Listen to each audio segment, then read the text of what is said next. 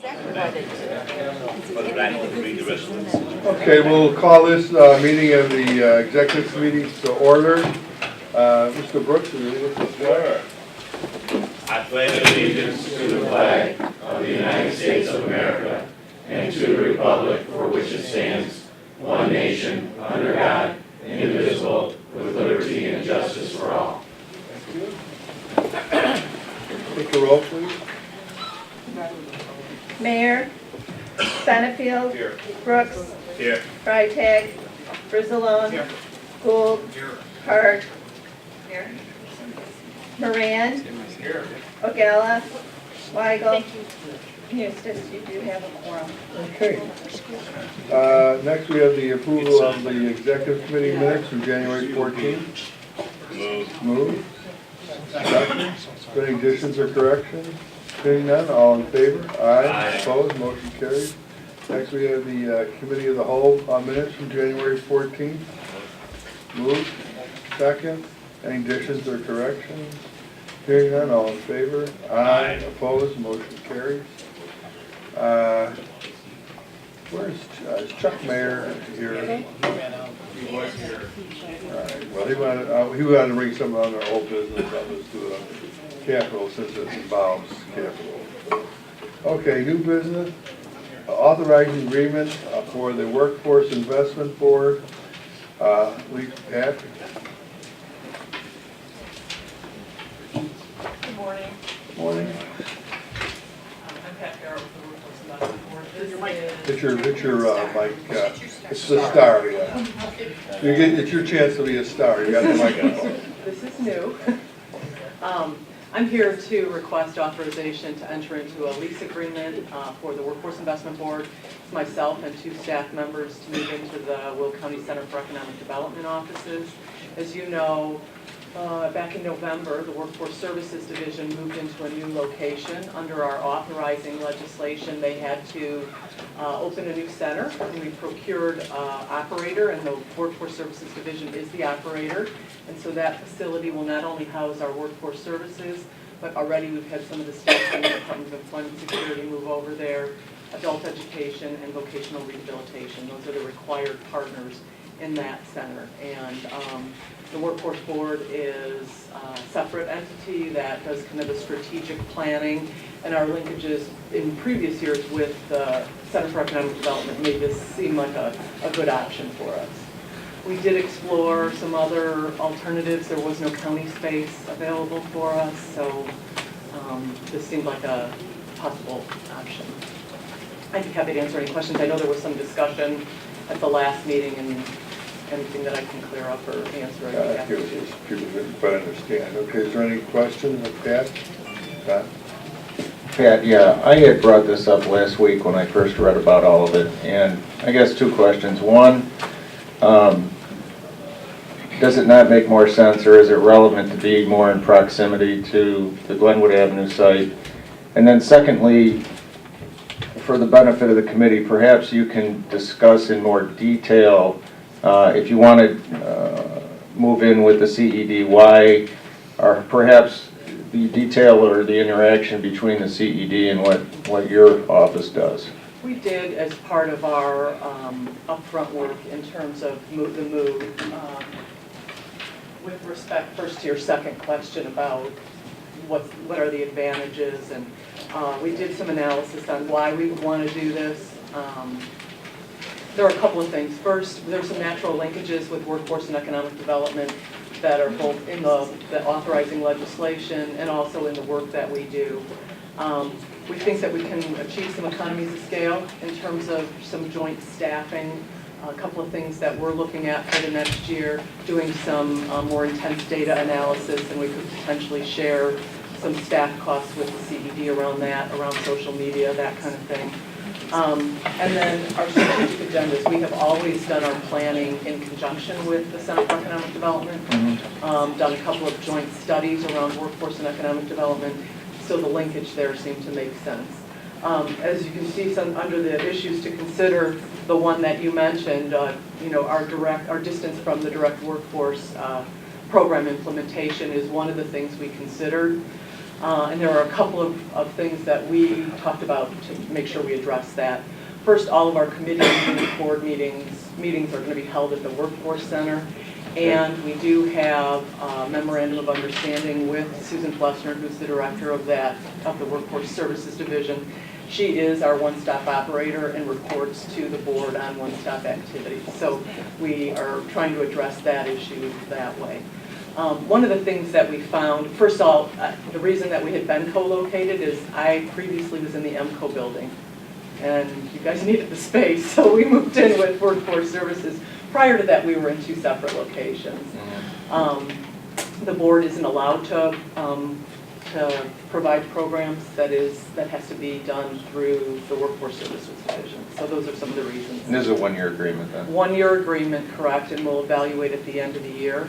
Because Okay. we think it's important that not only do we achieve some of the things that we hope to with this coordination, but if it's not working or if there are issues being so far away from the one-stop center, that we can address that right away. Okay, thank you very much, Pat. Yeah. Chuck? Pat, we're taking on some of the rent for this, or we're paying rent to the CD? The federal grant will be paying the rent, yes. Okay, so what is our, there we go. How much rent are we paying? $2,000 a month. For how much square footage? What we didn't do it by square footage, we did it by number of office spaces, so we're sharing, there's 10 offices currently in the CED, plus a conference room, a small library, and a small conference room. We're taking 3 of the offices and then sharing the large conference room, the library, and the small conference room, as well as the reception area. And do you know what the rent is that the CED pays for that space as it I did is? not, I'm sorry, I did not bring that with me. So do you know what the percentage is of our rent versus theirs? It's about 40%, is what, if I remember right. So we're gonna pay almost 50% of the rent for 20% of the space? Well, but we'll have the common areas as well. If you're doing it by office, Pat, It still seems a that's little how you high calculated it. for tax dollars. I mean, because we're Right now, already giving with- money to the CED. We already pay money to the CED on an annual basis. And I And understand so now we're gonna be not only giving them $50,000 a month, we're gonna give them also another what is that? You give them $100,000 a year. Or $100,000 a year, but then we're also gonna give them another $2,000 a month. that. We have to pay rent somewhere. Right now, we pay Joliet Junior College $1,700 a month for our 3 offices, the common space, and a small conference room. So we're going up $300 a month, Correct. plus also giving them the $100,000 a year that we're giving them. That seems like we didn't do a very good job of negotiating. Okay. Well, I think that if I can just figure it out, go to your mic, I think that it's important that you show the calculation of what percentage of the rent we are paying and what percentage of space do we get, and present it in a very coherent way. Ken. I mean, basically, you said, well, we get 2 of the 10 offices, well, that's 20% of the, Yeah. 3, so that's 30% of the space. And then you say, well, we're paying 40% of the rent. Sure.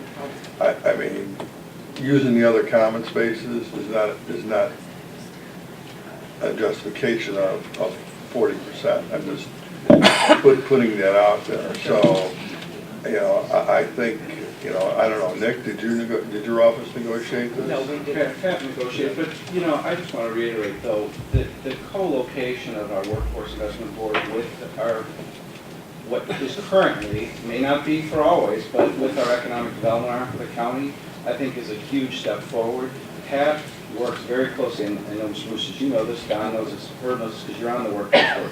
There's a lot of synergies there that happen, whether they're co-located or not, but we think there's going to be improved synergy by being there. All of our economic development revolves around the workforce that's available to the employers coming in here. And we're paying for it. Right, but you can make the comparison of what we're paying CED already. That has nothing to do with the rent space. That's programming. I agree with that, Nick. what we're looking at If we could is, get the space as it relates to the percentage. and I Percentage. think We'll do that that. I'll do 3 that. offices out of 10 is 30% of the office space, but the meeting space is valuable too, because but you calculated it, we'll get you it. the exact number. I'll- before I'll- we I'm do just the saying vote. that, I'm just saying that you calculated it, but your presentation was by office. All the other things that come with it don't come into play. I mean, if you define it by office space, you know, then, we're not gonna use any more of their common space, or I'll say the common space, than the CD. I mean, I don't mind us paying our fair share, I just wanna pay more than our fair share. I think that it should be done My that only way, you point know. is just that there's a value, and I think this is in line with the goals and the objectives of this board, is to streamline efficiencies, increase synergies, and improve our economic development. I think this would be helpful. Pat One of is the- very- I don't disagree with that, Nick, I wanna really stick to the dollars here. And we'll Well, do that for you. What I really want to do is just stick to the office space. I know that there's benefits. I think the board knows there's benefits. On the other hand, I don't think the CD should be making money subleasing us space. So I want to make it clear that we should not be subsidizing the CD in the rents cost, occupancy cost. It has nothing to do with the $100,000 grant we give them a year. It is, you know, I just don't think they should, we need to make sure that we are, Paying fair share. it's all And- fair and- share. And I definitely will get You know that what, to you know where it is? Absolutely. Okay. And we I did think this is what compare- Mr. Manager I was said. trying to head that way, but you know, We did a I'd put it right in. comparison with what. Because I feel like it's- I just don't like writing big checks with taxpayer dollars, especially when you're doing multiple. We did a taxes. comparison with what we pay currently for the office But- space we have. But that's not and relevant here. we'll In my definitely put it together. view, that's not, you know, relevant. I mean, I think that, you know, and by the way, when you talk about office space, I'm looking at square footage. I mean, we'll do that too. I mean, we could have 3 offices that could be 10% of the space. I don't know. I mean, I assume every office is not the same size. Correct. So we should be looking at square footage, not necessarily office space. Okay. And pay, you know, whatever they're paying a square foot, whatever we're taking per square foot, I think that's how you calculate it. Okay? In the meantime, I don't know, how do we move forward this? Go ahead. No. I'm sorry, Mike, go ahead. You gotta wave your, I don't, you know, having your mic on means nothing. You gotta wave your hands to me. Beside the rent cost, we're gonna share staff. How does that work? That would be not actual full-time permanent staff, but contractual arrangements. If we need to hire someone to help us with data analysis, we could share that cost with the CED. We've done that in the past with some of the studies we've done. We've both contributed This to is the where there's cost of some, getting. yeah. This is where we're doing projects in conjunction with the CED. Correct. And workforce does play a big part with the CED. And we've done that in the past with sharing It has nothing to do with the rent. costs. But that has nothing to do with the occupancy cost. Okay. I was just gonna say that, I don't, there is gonna be use of the common spaces, so I don't know that you completely discount the usage of that space from the rent. Well, if you're doing it by square footage, then it should be square footage. I go on the assumption that, that we're not going to be using the space, or we'll be using the space at the same, whatever the split is, say 30-70, that the CD will still be using those areas more than we will. So I don't see, unless you can demonstrate to me that, you know, we're going to get dedicated time for those areas, and as a percentage, then, you know, I just don't think it necessarily comes into play. But that's not how they calculated the proposal to us. Yeah, I haven't. I mean, they seen how throw it- that in there, but you're not, you know, it's just like, you know, you can rent office space and have, in a building and have a common conference area amongst all the tenants. And then it's just on the schedule basis. But then it's on a scheduled basis. My point is that, you know, if we're going to use it, are we going to use it more than the CD? Less than the CD? I don't. I assume we'll have less activities there than the CD, I think, as far And as, I can't answer that until as we. far as bringing in people that Actually do it. have meetings and conferences and so forth. Or Pat can tell us how often she thinks she's gonna use it. Yeah, and at this point, without, having any experience there, I would be guessing. Pat, this is $300 more a month than we were paying Joliet Junior College. Correct. And I think there's some value to the synergy. I think that there's some value to whatever percentage that we use in common areas, reception, and the conference rooms. I'm okay with it. I don't see what the heartache's all about. That's me. Yeah, okay. Yes? Yeah, my due diligence is what did we look as options? I mean, did we look at somewhere in CD, relocate with us and we charge them rent? There were no county spaces available. We did look at that before we made any decisions or even started looking at other options. There were no county spaces. What were the other options, Georgia? We looked at a space in the professional building that John Bays owns. It was way too big and we would have needed a lot of reconstruction on it. We checked with county facilities and there were none available there. JJC would continue to let us use the space we're currently in, but it's very empty in that office right now. There's 20 empty offices on our floor. So why did we leave Joliet Junior College? The buildings are. Become torn down, so Oh, it's the workforce oh, services. oh, yeah, that's right, Yeah, the we're old over hotel, here. the old hotel, I forgot. The other issue is this is a one-year lease. If we don't see, assuming it gets approved, if we don't see value in it in another year, we can look for other space. But instead of going to a separate rent location where there's no synergies with the neighbors, that's why, we did look, as Pat said, at John Bay's properties, there just wasn't a compatible space downtown that had any other added value. But CED has been looking for new locations too. Yeah. And so the whole operation could pick up and move to a new location at some point also. Okay. Them? Yes. Pat, and I think you summarized by saying you will get the numbers broken down, square foot, et cetera, et cetera. But you also mentioned, it's also been mentioned several times, that you're paying $1,700 a month right now for less space. You're paying $2,000 more, have a little more advantage. Okay. And a little bit 300, nicer, a little bit nicer A space. little nicer space. A lot And- nicer space. And also, you have a little more access to the other rooms. And as been mentioned too, those of us sitting on workforce board with you, we talked about this, we dialogued about this, and it's only for 1 year. Correct. So you still have the opportunity, if it's not working, to come back to this committee and suggest some other things. But I think those of us on the Workforce Investment Board with you, we all kind of supported this. We thought it was a very good idea, and I still think so. But you're going to find out, let's bring figures back and information that was requested of this board. Thank you. Well, I think I jumped in on this first. Who's in there? Question to Nick about this. We talked about not finding stuff here within the county, and I know a lot of it's upheaval in just figuring out where everybody's going to be over the next several years here. Was this something that was brought before Capital, potentially to take a look at to see what options were?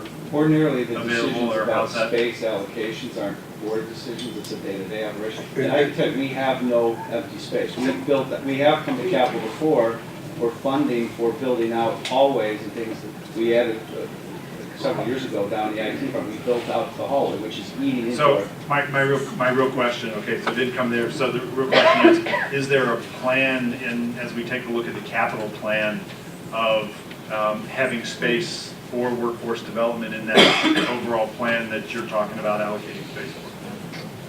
I think the simple answer is no, because we're building a courthouse and a sheriff's facility. And ideally, we would build a county facility that would accommodate all of our other departments, so they're all in one space, all utilize one security system, but that's way down the road. And we've Yeah, talked about it in we've the had that past, conversation. but Yes, we that's have. years from now. So, ideally, we would have the land use department, workforce, and others, and the workforce could pay us rent. But we don't have any space left. We have one office, just as an example, the executive office, we have one office, and it's used as a swing office, and it's it's utilized all the time. I think it's being utilized right now by a county board member who needs some space to work, so.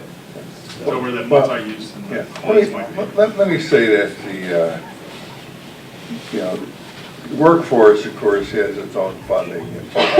And by the way, it's, you know, the county executive's office manages current space. It's the county board that acquires additional space. So it probably would not have been a bad idea to bring this earlier in the process. But the workforce works as an independent arm of county government. So, yeah, I do view workforce a little differently. This was supported by the workforce board, and I don't think it's not that we don't support it. I just You need think- the backup, I I just think that understand we need to say, well, you know, what percentage of the space are we, I know, and if you're saying we're gonna pay 40% of the rent, but 30% of the space, then at least we know what it is. You know, I mean, I'm not necessarily saying that's a deal breaker, you shouldn't go forward. I would think that we would pay actual cost to CED, and they would not be profiting from it. That's, I think would be the more appropriate way of approaching this. And having dealt with trying to find space in downtown Joliet, there's not a lot of very good space down there, folks. I mean, there's not a lot of options. That's, you know, so, you know, I don't know what that says about downtown Joliet outside of Parking is a saying big issue. we for need a more modern downtown. space, and there's issues make it difficult there. So, I think that we could probably move this forward. I Just have one question. I hate to get delayed. Well, of course, the CED let you move in, we'll do a month to month. Tell them we'll go with no leads, go ahead. Have we looked into, I know you said you have absolutely no space, and you said that, you know, this is just for a year. I mean, we still have the Midwest building, I mean, have we looked at that as an option? I mean, especially if it's just for a year. The decision was made previously by this board, I believe, to not put anybody in there who wasn't, because if year to year, we're gonna come back and potentially renew this from year to year, or find something else, but the First Midwest, the only people we put in there were people that were gonna leave with the construction of the sheriff's facility. But- Because we didn't wanna put people in there that then we had to find a home for, before we can build a courthouse. So that's why we didn't put anybody else in. Because we could put a lot of other people on those other floors. We did limit. And that's the reason why I asked, because you had, We talked about. Stated a the year, time so- issue, yeah. Right, but hopefully in a year, we're going to be exiting, less than a year, we're going to be hopefully exiting. by- First and West more than building. a year and a half, we're going to be exiting out of that building completely, so we can demo that building and start a courthouse. So, because there were other people, believe me, that we've considered bringing to the board and saying, we put them up on like the fourth floor there, but that would probably involve some cost of renovation, which we didn't want to spend any more money than we already have, and not have a home for somebody. So This is for- gonna, you But bring up the- a good point, no renovation costs? No renovation cost to us, but just like John Bays does for many buildings we rent from him, this landlord, which I believe is the Rialto Association, whatever it is. Rialto They're making Expeditions. some upgrades to the space and not charging, that was part of the negotiation on their lease for the overall space. They're putting new carpeting in, because it's been They dated. cleaned the carpeting and. Well, they're doing some walls, some additional walls to make the office more private, so. Okay. So what's your pleasure here, folks? Why don't we table it until we get the actual cost, and once you get the actual cost between now and the next meeting? Can we save a spot on the board? We could save a spot on the agenda.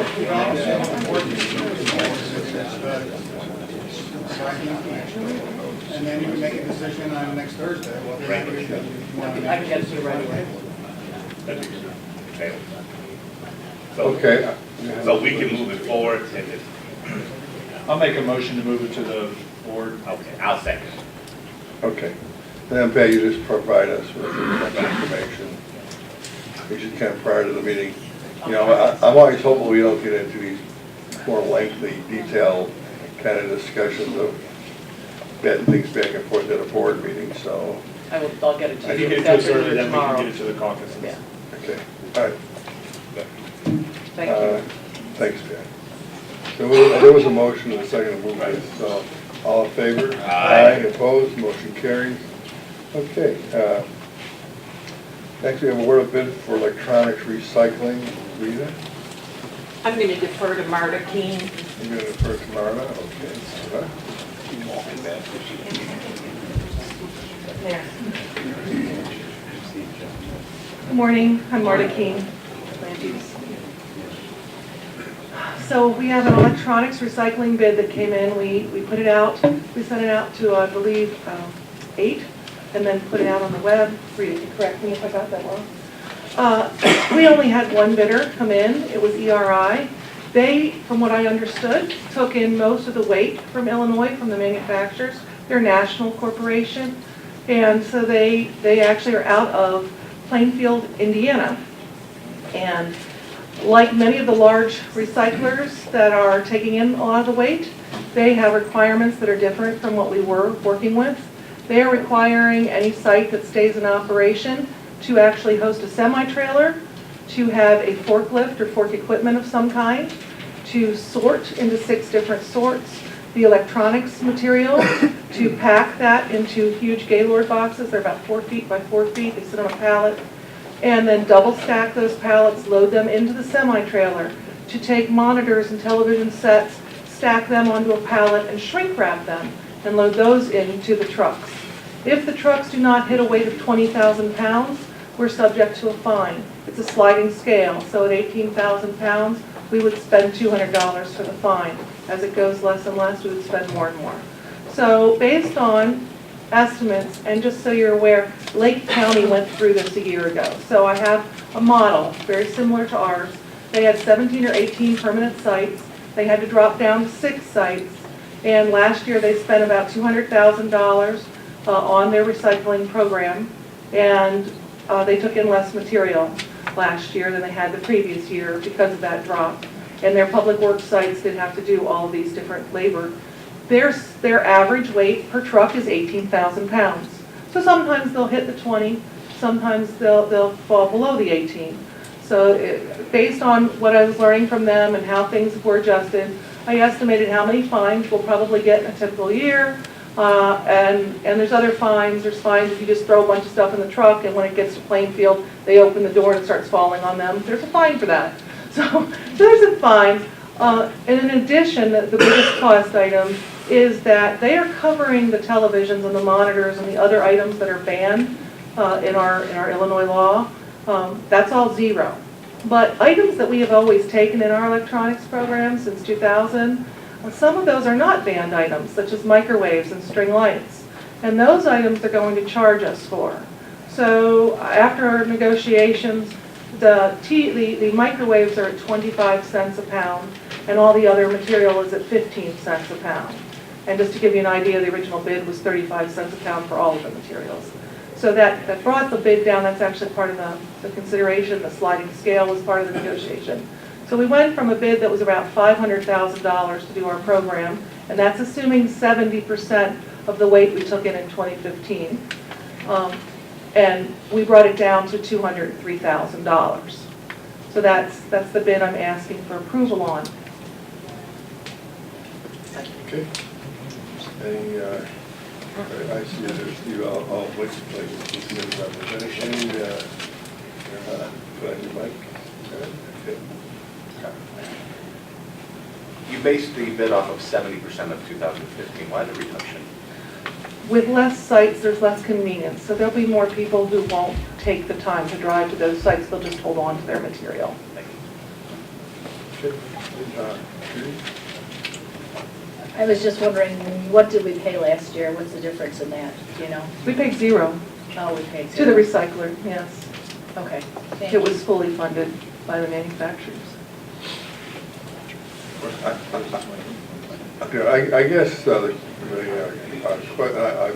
I guess the question I would have is, we know this has been an issue, but talk about our overall recycling programs, where this fits in, what we're going to continue to do in the future, whether this is even a sustainable program, is I think sometimes that is a question. You know, we're going from 0 to 200,000, we're gonna have less collection. And, you know, what is the future of this type of electronic recycling? Or are we really going to have to just take certain things out of that stream, you know, and say we're out of this business? I think actually it improves as time goes on, only because some of the recyclables that are problematic, well, hopefully they're phasing out, it would seem. So, you know, no more big tube TVs, you know, they're all flat screens now. Of course, they'll tell us there's some in a flat screen now, they'll find something, but at least it weighs less. And where does the funding come from? I know where it comes from, but I'm asking the question, do you know where that funding comes from for these programs? So those would be some of the overall macro type questions I would have. As far as the program, by 2020, the CRT glass items, the televisions and the monitors, those old clunky ones, it's hard to even find the old clunky monitors except in people's homes anymore. They'll hold on to things longer. Yeah, I have one too, just one. But yeah, so those are supposed to actually be pretty much flushed out of the waste stream by 2020. It doesn't mean it will be zero, but certainly we won't see very many of them. The thing to keep in mind is those old clunky TVs lasted 30 years and the current flat screens you're lucky to have last for 10.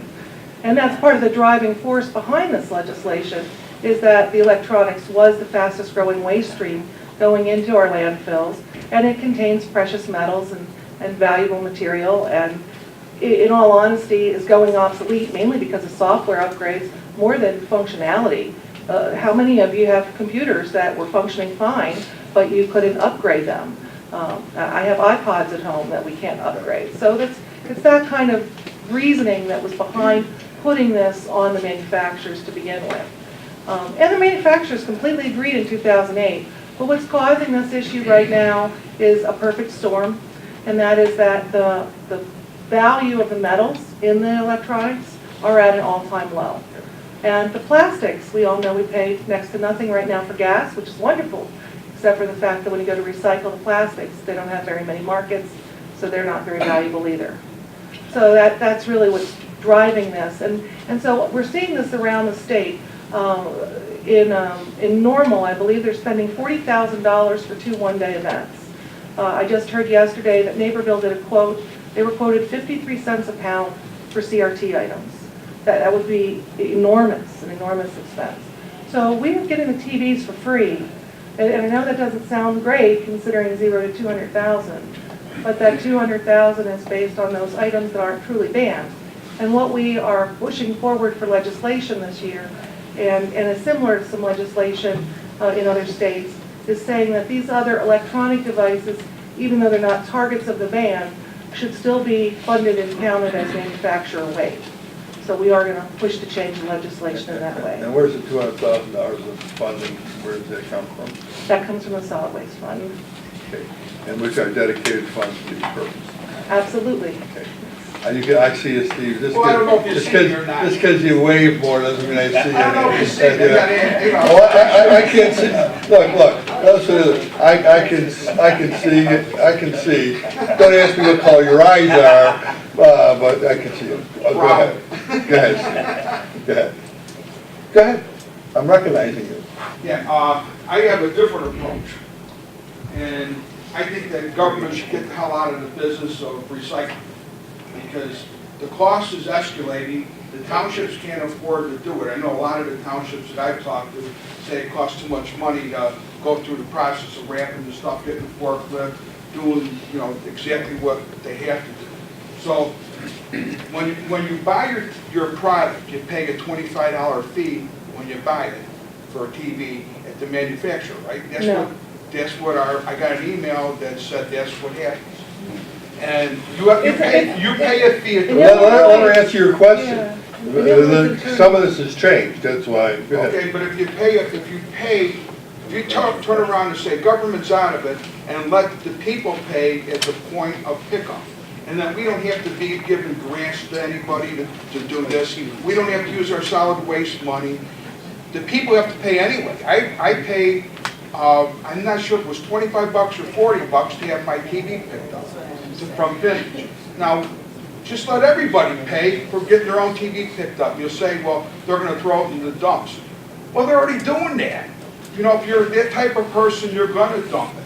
And if you're not that type of person, you're going to pay to get it picked up. I pay to get mine picked up. But you follow what I'm talking about? Eliminate government from the whole picture and let the people pay at the point of pickup. We save all that money and all that aggravation, and the township save all that money and all that aggravation, and we keep our money from the solid waste fund. Okay, so let me just break that down really quick. First, we're confusing a few different things. So the fee you're paying for $25, which has now been raised to $75 as of actually I think today, is for home pickup. And home pickup is different from a drop-off. So drop-offs tend to be the most inexpensive way to do this, a permanent drop-off, not a one-day. One-days are expensive. Permanent drop-offs tend to be less so. And then the front door service is considered, and always has been considered by the state law, a premium service. And so as a premium service, you can charge for that. Residents pay for recycling of electronics every time they buy an electronic device. So think about what you've bought in the last couple of years. Everything you bought, you were actually paying to have things recycled. How much you're paying for each individual device could certainly vary, but the bottom line is there's a weight of how much was sold in Illinois each year that's given to the EPA, and then the goal of what's to be collected is based on that weight, with a little fluctuation for what we did last year with the bill. So in Will County, we collected 4.4 million pounds last year. So we probably purchased, based on the research I was trying to do, since Mr. Balish actually asked me a question on Tuesday, that's probably about what we purchased. We probably purchased about 4.5 million pounds of electronics this past year, overall, for the whole county. So how much does that break down to? Only the manufacturers really know how much they're taking from each of those items to actually fund the recycling. I can tell you that the manufacturers are paying less for metals and plastics to make their new products than they were paying a couple of years ago because they're benefiting from that low market. But at the same time, the recyclers are asking them to pay more, and they are saying they don't want to pay more. And so the recyclers are trying to figure out the best way to handle it, and that's finding a way around our law. So they can't charge us for the TVs if they have manufacturing funding, so instead they'll charge us for being underweight on a truckload. Instead, they'll put more work on us so that we have to fund that. And that makes them more efficient, streamlines their process and their bidding.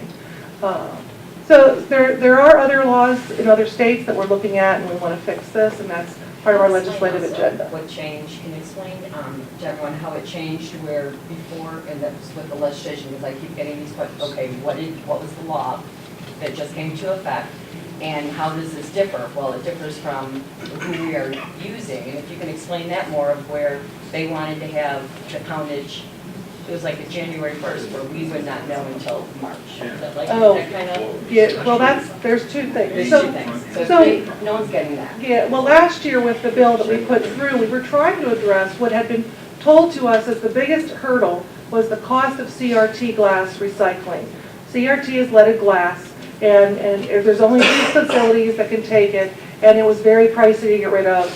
And so we came up with this idea. Actually, our recycler, Vintage Tech, had partnered with Kuzakowski. Kuzakowski created a technique to handle this glass that was 30% less than the conventional handling of the CRT glass. None of the manufacturers wanted to do it. And so it failed ultimately, which is why they didn't get any of the weight and they had to break our contract early. But what we did with the legislation was we made sure that in Illinois law, we recognized that technique. It was going to be done in Peoria, an Illinois facility, that it was approved, and that any weight that went to that facility would actually be counted as recycling towards the goal. That was one of the things the legislation did. One of the other things that the legislation did was it said, you can't charge the government for these materials anymore. So we see how that worked. So yeah, so before they were still charging the governments. They knew they couldn't charge residents directly because that's in our law, but they could charge the government. So we tried to clean that up as well. And then we also adjusted the weights. The overall weight goal was too low. We ran out of weight in August and September of 2014 and saw a lot of programs close. We were fortunate, ours didn't. But again, we ran out of weight in 2015. We ran out of weight in November. You So, know, I don't understand, I don't quite understand how the resources flow. So, manufacturers pay at the time of purchase, or I assume there's, at some point, the manufacturers throw into the pot. That money goes to the state? no. That money No. goes where? The manufacturers actually bid. This is completely free market. They ask any recycler who wants to try to service them to bid their contract. And so the state, all the state does is tell them their goal. So XYZ manufacturer may have a goal of 2 million So the pounds. manufacturers of electronics, they're doing the recycling themselves? They aren't doing it themselves, they're hiring a recycler. And they're no longer doing, so that's why it was zero. And they still are, but the recyclers aren't getting paid enough. They're underbidding each other. I mean, seriously, this is what we're seeing happen. In order to get those contracts, they're coming in low, and then they're finding a way to charge the governments to make up the loss. So costs have gone, the recycling costs have gone up. Yes. The products that are recycled market has gone down. And the manufacturers say, we're not giving any more money. Exactly, So we then have to fill in the gap. yes. Got it. You do. Yeah, I mean, I get it. I know it's complicated, I know, I I'm get sorry. it. I wish it wasn't so complicated. One more is just the dollars that the manufacturers are collecting, or when we buy a TV or we buy a receiver, whatever, we're paying a fee on top. Not a specific 75. fee. It's up to them to just build it into their price. Well, they build it into the price, but then that goes where? If they It's build it- theirs. It's part of their profits. And then it's up to them to allocate it for recycling. And if they're deciding not to allocate it for recycling, They have better profits? but now all these other groups are, yeah, they do have better But the profits. legislation says they will But do the it at a certain legislation level. says they're gonna do what? It says that they have to recycle a specific amount of weight, which is designated based on their sales by the EPA. But the dates changed, that was the whole thing, that was my understanding. Well, that needs to and be so- fixed. There's an issue with the way that they report to the They want us to have EPA it. what they're doing. So yes. if all these other groups are dropping off the recycling, okay, other communities are saying we Yes. can't recycle, we can't afford to, then the burden then goes to those people that are recycling So, to collect more poundage, because the state has a goal. So when I have A through Z working today, and tomorrow I now have 25% of that, my total number doesn't change. My total poundage required by the state oh, doesn't no, change, right. right? No, that's the So recycler's now, problem. They're saying they're well, gonna but get it's the weight. also our problem, because Right. we're now having to pay all these other little bits and fees Well, it's only- without having any benefit. What's the benefit? It's our problem in as much as our residents need an outlet to recycle their electronics. But they and could we wanna call, provide they could call service. their service provider like, I could call Waste Management in Naperville and ask them to pick stuff up. Not right now. You can, it's banned. You can't. Now, I'm not gonna say that program doesn't exist. I will tell you. Certain there- things are banned. Okay, so, Because, I just need to clarify some things here, okay? right. So if you have a TV, which you know is banned, That's banned, they can't pick so that up. in That would be Naperville, something right else. now, if you called Waste Management or Republic, because you have Republic for recycling, then they would tell you that they currently do not have that service option for you in Naperville, okay? Plainfield just did a survey, they were trying to do this. They're talking to Waste Management about offering this service. The advantage to Plainfield in providing that service is they would now be having all their residents pay for this additional service, and they would have access to the electronics being collected curbside. The downside to that is, first, curbside isn't as safe. So if you put a device out there that has any kind of memory on it and you were unable to erase it because it's malfunctioning and that's why you're getting rid of it, that's out there for somebody who might know how to handle it, pick up. So that's not safe. That's why we did front door. The next thing is your residents are paying, and the quote I believe that they were asking the residents about was $3 more per month. So that's $36 a year that you're paying. How often are you getting rid of an electronic device for $36 every year?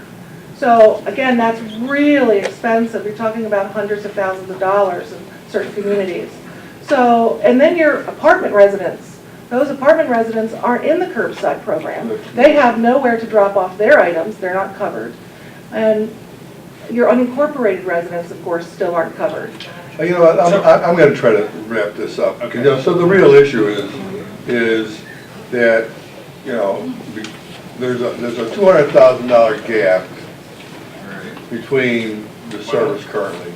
You know, we do collect, our solid waste program collects money for these specific purposes.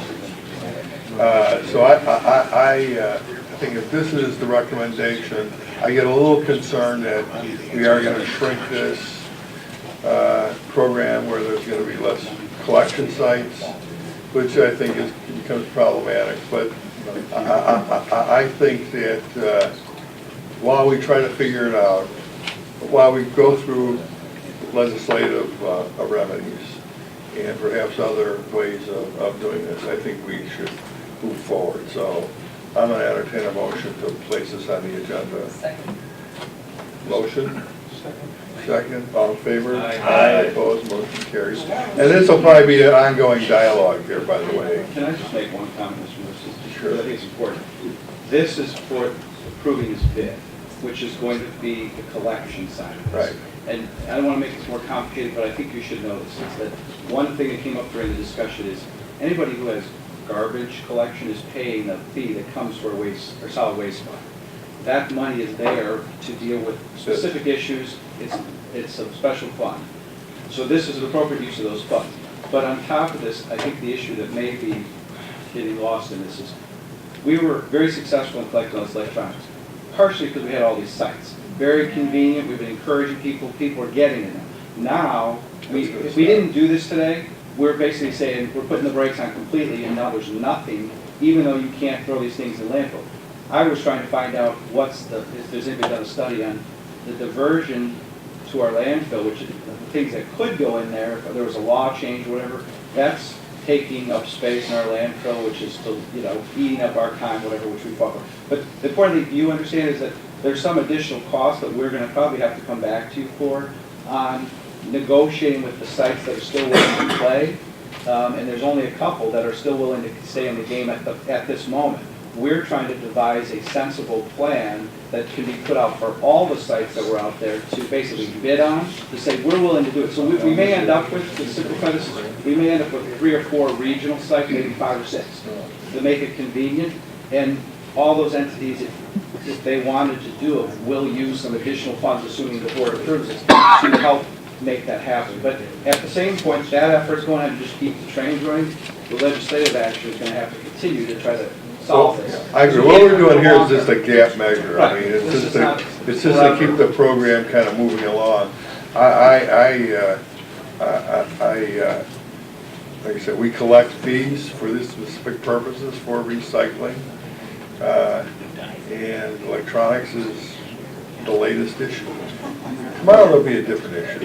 But I just want the board to understand that don't be surprised when we come back with some additional costs related to make the stopgap work. Yeah. But at the same point, we're going to continue to work with the legislative committee on a legislative or a... To give- I guess we could say we've been fortunate that there's been real low cost to us. You're right. I mean, it's really been fortunate. And Will County is the leader in the state by far as far as the success in electronic recycling. We're the green machine here, We have right? neighbors that come from surrounding counties that Yeah.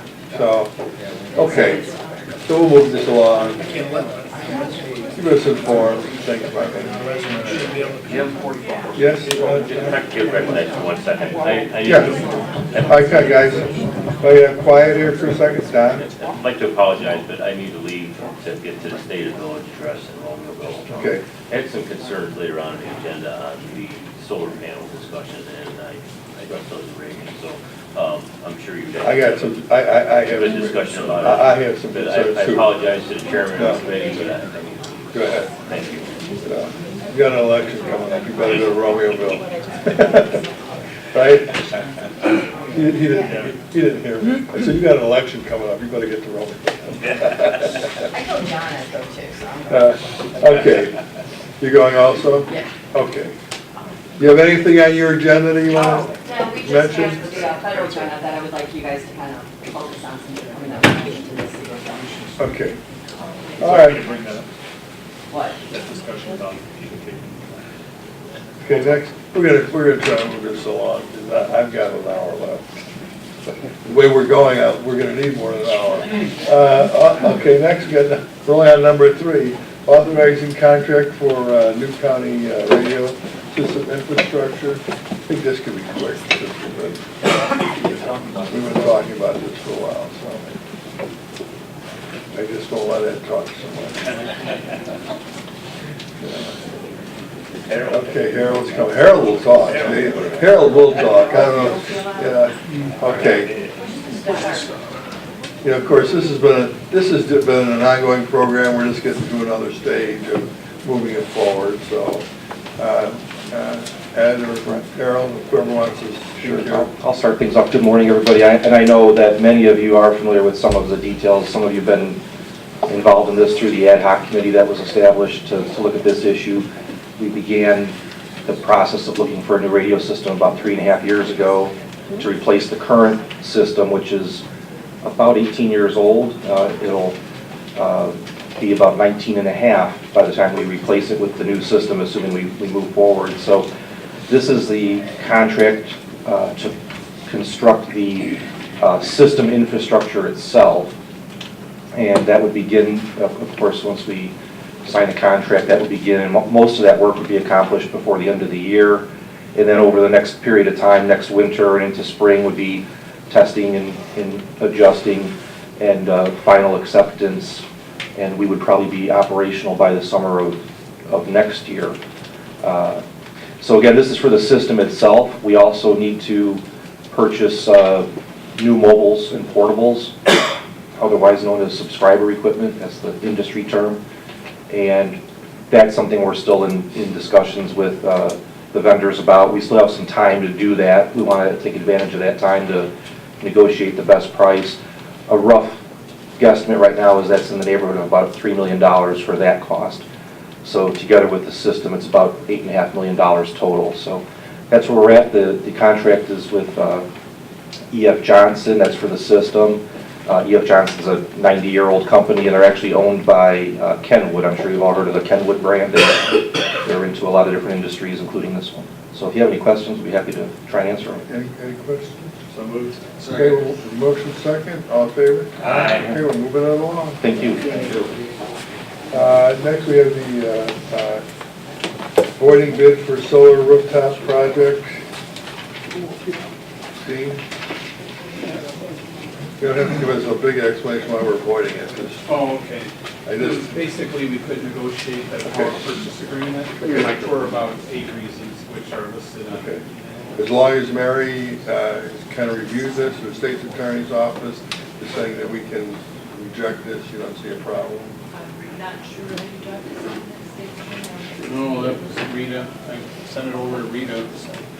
I didn't even Well, get to void the bid. I didn't When know. we're voiding a bid, I'm just wondering that I would expect that we need All a of the reason to contracts void say the bid, correct?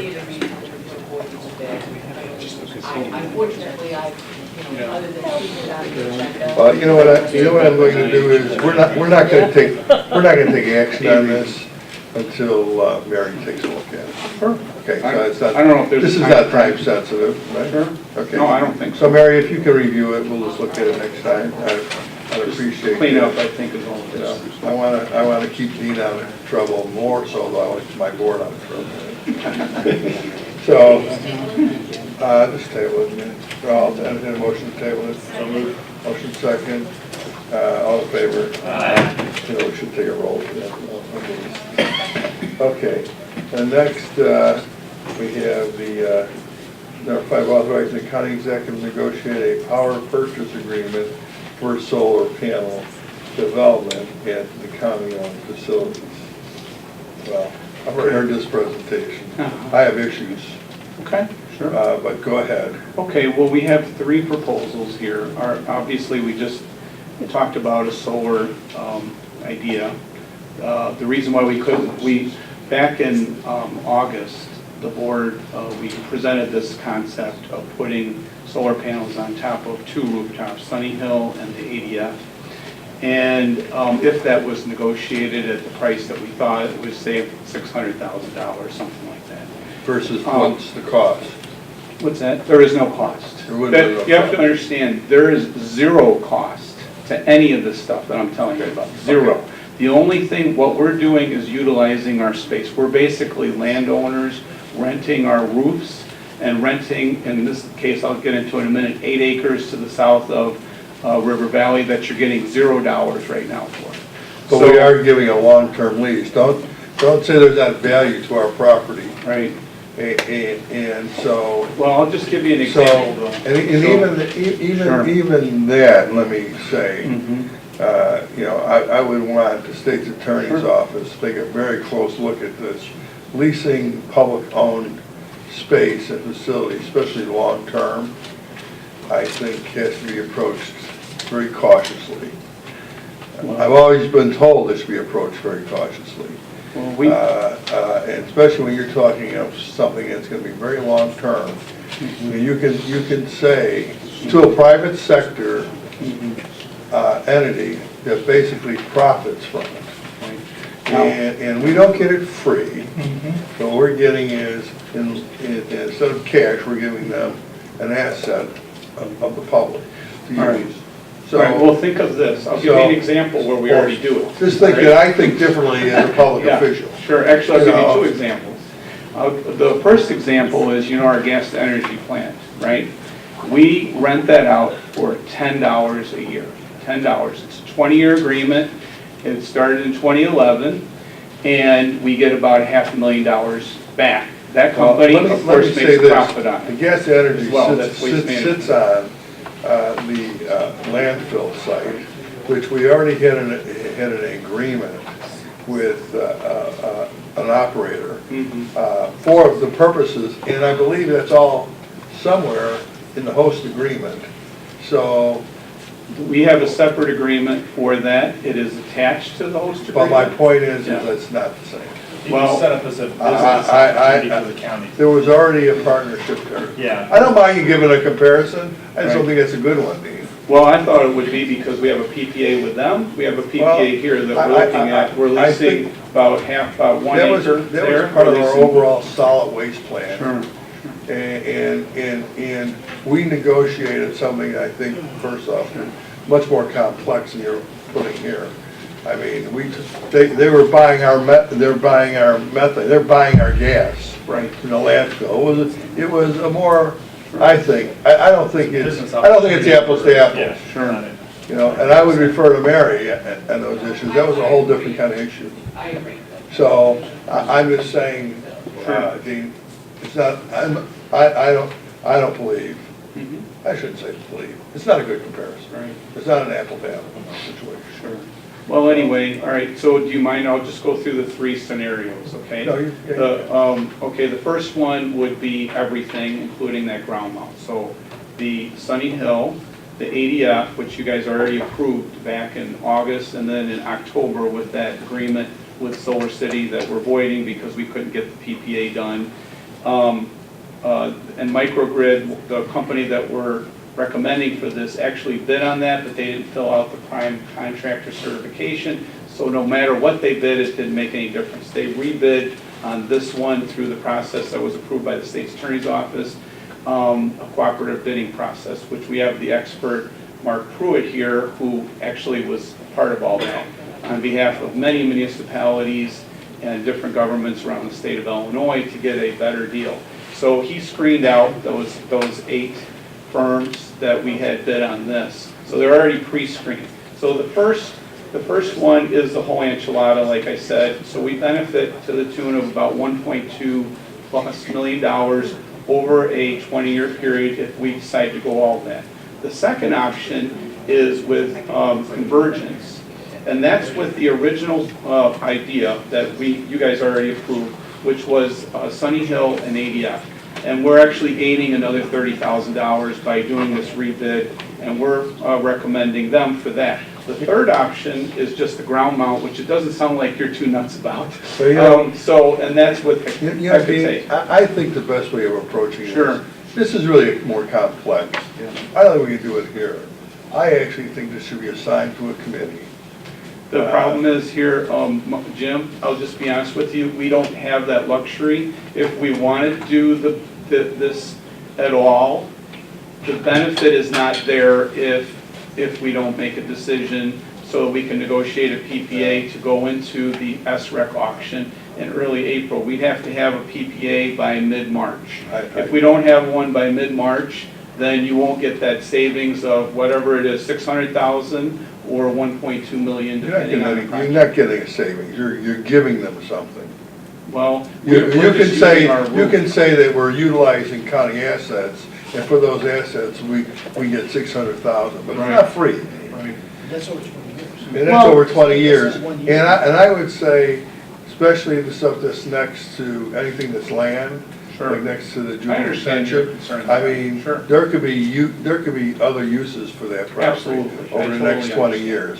Sure. So, when you bring something to us and tell us we have no time to make a I decision know, or I discussion, know, it's you know where it's unfortunate. going? It's going nowhere, Dean. It's well, the electronics thing was that way too. We didn't Well- really have a choice. We had to get a vendor in to keep things I- going. So it's kind of that same kind of You idea. know, I'd say, well, look for the next round next year. I mean, be better, you know, but that's my view. I'm gonna open this up. I'm gonna try to move these things along. Mike, did you have something? I thought you did. I was just 20 years, you know, saving, $1.2 million, I know that's not, And but that's 120,000 a year. And let me say that- 60,000 a year, and we're entering just a 20-year agreement. you're not gonna make these timelines because I believe Mary's gonna tell me there has to be public hearings and so forth. You're not gonna, you're We not didn't gonna have make it. We didn't have a hearing for the last one. Well, There then we was no did, hearings. well, then we Needed. probably did it wrong. No, we didn't have. Did we hearings. use land last time? Were we giving them land? Well, we can certainly do that later, but as far as negotiating a PPA, I'm not aware of a hearing you need for that. Now, if you need to No, I use that agree with- land, you absolutely would have You to. know, why get would you negotiate Joliet. something though that you can't deliver? So, well, the city of Joliet, this company, whoever you, if we choose, obviously, it doesn't sound like we will, but if we do choose, they would have to go through all of that. That's part of their cost. They go through the permitting. Say microgrid, they've already got 2 sites here in Joliet that they've already done this for. The oncology center and the breast center. Those two have, they've already got projects. They've already gone through the process. Okay, let me do this. So, Let me do this.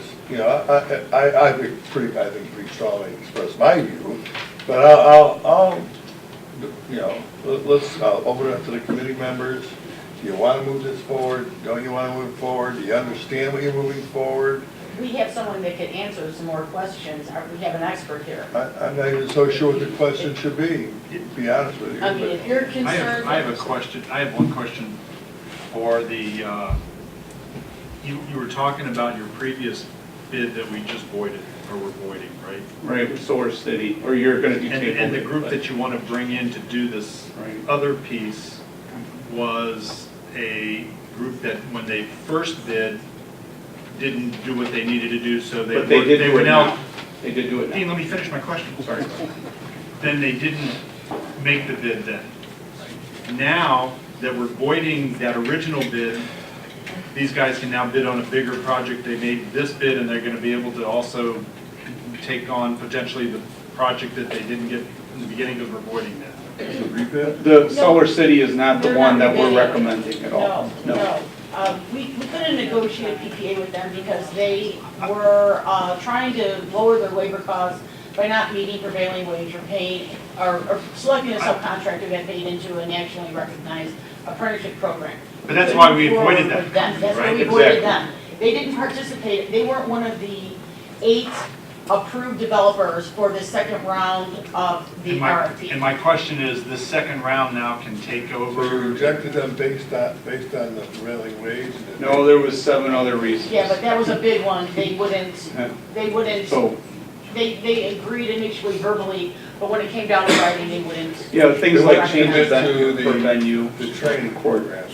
What's that? Is that part of the prevailing wage ordinance? Well, that basically is way of guaranteeing that we can get our local unions.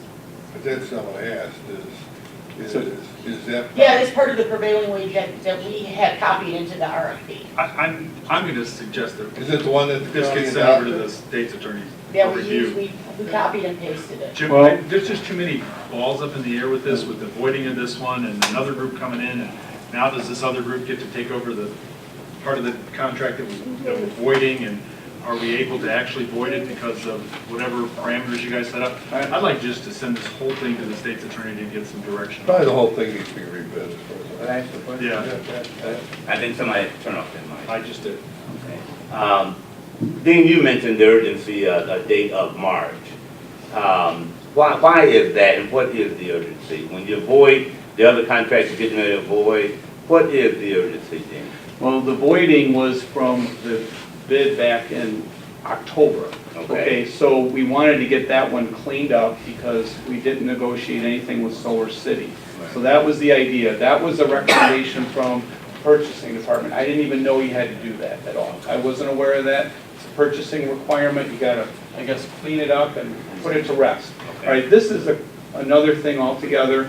We went through the same service here with Mark Pruitt the last time, okay? And it was an RFQ, a much bigger RFQ. So we're in with a lot of other towns all over this state, okay? So he has taken it out. We went out to bid because we already did the RFQ. So we already had those firms, and then we got basically down to these firms here after screening through all the different levels. I mean, we had interviews, we had technical capabilities, we had financial approach. We screened them for every one of these things. Urgency. For PPA. Okay. Urgency. So the reason why it's urgent is because if we say we decide we want to approve this in March, okay? If you say you wanted to go back, table this, do it in March, we would literally probably wouldn't have any time left to negotiate the PPA, correct? That's- Zero, because that would be the third Thursday of the month. So, I mean, we could try to do it if you still want us to come back. But I don't The think it solar would be worth it. installation is being subsidized by the Illinois Power Agency's Thank you. auction of solar renewable energy credits. The developers are going to take projects that are approved to be completed by the end of this year and put those before the auction. And then they will When is get, the auction? it is going to be the first week of April. Right. And that is why. you That wanna is go why, they're gonna be auction. So it's subsidized. just a and- matter of whether we want to go to auction or not, or whether we do it in Well, March. no, they go to auction in order to subsidize the development cost of this project. Or We, the project. yeah, because the cost of solar installation in the state of Illinois is so high, the developers benefit from the solar renewable energy credits, accelerated depreciation for the first 5 years of their development, and then incremental tax credits. So then they could come in and say, okay, we get these benefits, but we need host sites. So they What are come, the host site? a host site would be our roofs What are or the benefits of the host site? would be our purchasing of electricity at a reduced rate. And that's where those savings come in. And so on the low end, we're getting $1.2 million. If we go, and that's what a very moderate increase in the cost of distribution of electricity, the price of electricity, and the taxes associated with electricity providers to us. On the high end, we could be looking at $2.5 million over 20 years. The reason why we're presenting this is just to have another means of revenue, because while we're doing all our vast capital expansion, we're gonna need to maintain our current building. So we're just looking at another revenue We're only source. doing this one time. Yeah, well- It's never gonna happen again. Well, I mean, if it benefits, it's moving forward. We have companies soliciting now our farmers in the county, trying to get solar farms. You'll see this in other places. Yeah, it's happening, and another benefit of the county taking on this project, at least we can guide our residents who are being solicited actively now. Well, it's part of our energy plan as well, to try to save costs, and this is all about saving energy costs, so you could use it for capital improvements, whatever you choose. That's the idea here. Yeah, it's, Save energy. But this becomes, like I say, first off, we're giving them the use of our properties, our assets, for a 20-year period. you know, there's really no guarantee. Then they're selling us the power. I mean, it's not free. The power gets sold. We Right. can sue it anyway. Well, it's not free. So we buy the power. They may put extra power on the grid that they get paid for.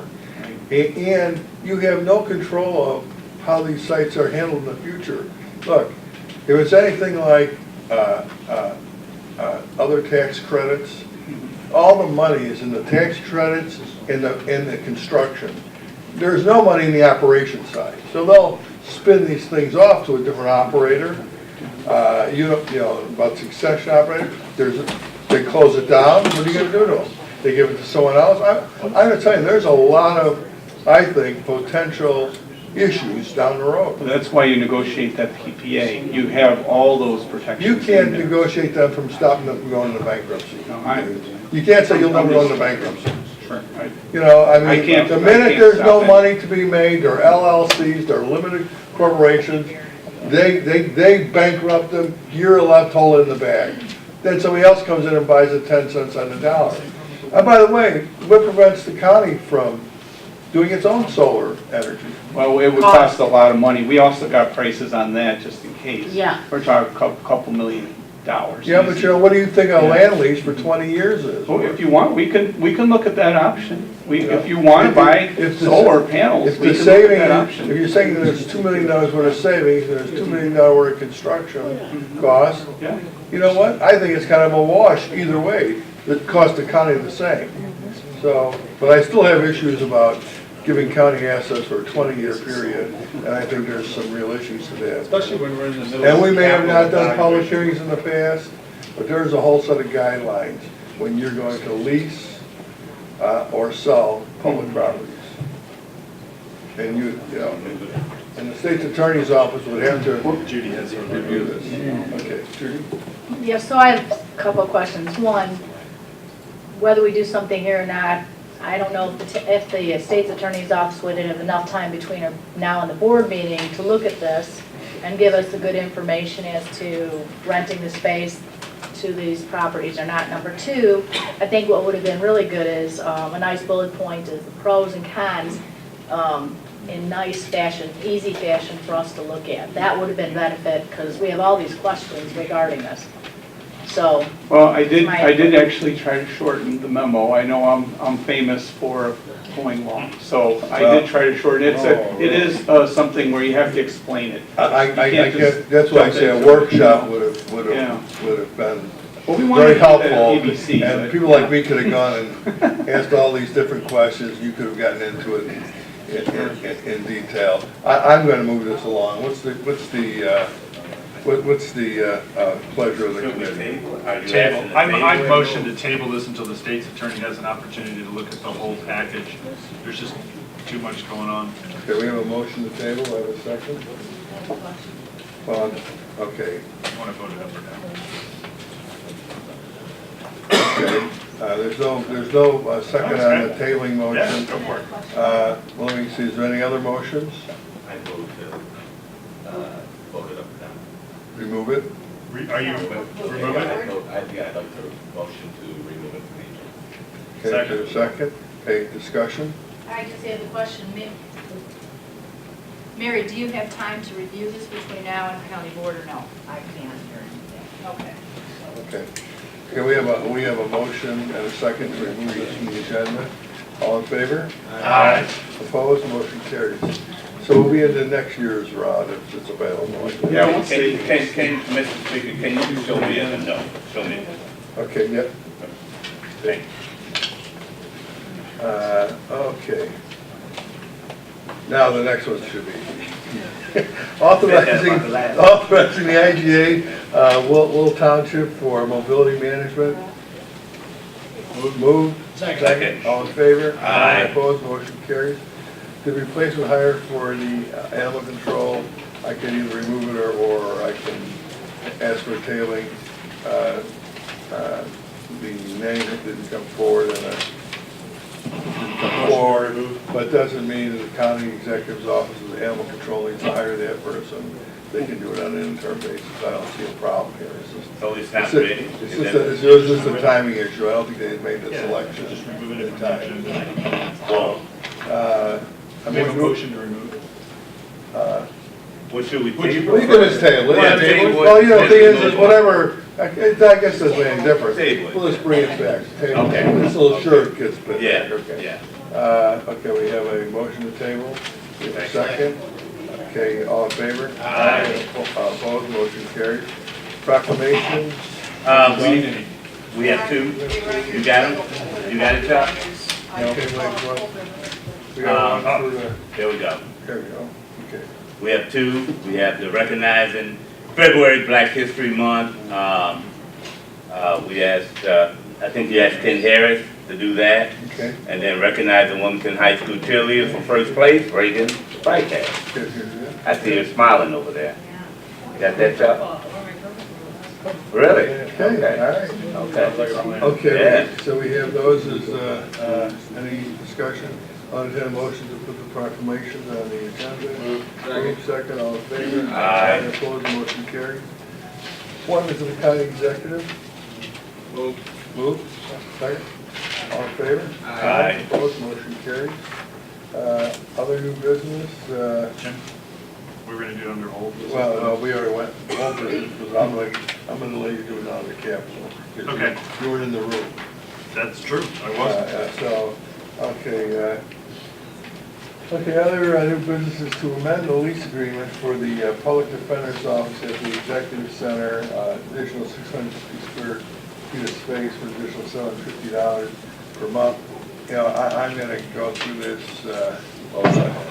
you're here, I'm gonna let you speak. You can introduce yourself.